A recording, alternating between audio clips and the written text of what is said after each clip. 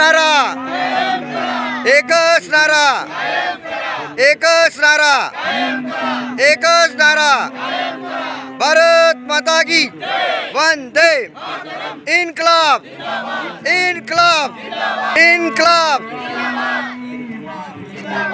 नमस्कार, आम्ही समग्र शिक्षा संघर्ष समिती महाराष्ट्राच्या वतीने इथे आंदोलनासाठी मागील 10 दिवसापासून उपस्थित आहोत। आजचा आमचा हा उपोषणाचा 9वा दिवस आहे। 9 मार्च 2026 पासून आम्ही सर्वजण इथे बेमुदत अन्नत्याग उपोषणासाठी बसलेलो आहोत। मागील 20 वर्षापासून समग्र शिक्षा समितीतील जे पदाधिकारी आहेत त्यांच्या अध्यक्षतेखाली आणि त्यांच्या नियोजनाखाली हे आंदोलन सुरू आहे। 20 वर्षापासून आमची जी सेवा आहे ही कंत्राटी पद्धतीने आहे आणि त्यामुळे जर शासनाने जी कार्यवाही केलेली आहे ती प्रमाणे म्हणजेच आम्हाला कायम करावे आणि आम्हाला या कंत्राटी पदाच्या जी मुक्तता आहे ती मिळावी या दृष्टीने आम्ही सर्व केडरचे जे समग्र शिक्षाचे सहकारी बंधू भगिनी आहेत ते इथे एकत्र जमलेले आहेत। ही मागणी जोपर्यंत मान्य होणार नाही तोपर्यंत आम्ही आझाद मैदान सोडणार नाही हा आमचा निर्धार आहे आणि या निर्धारावर आम्ही ठाम आहोत की जोपर्यंत आमची मागणी मान्य होणार नाही तोपर्यंत आम्ही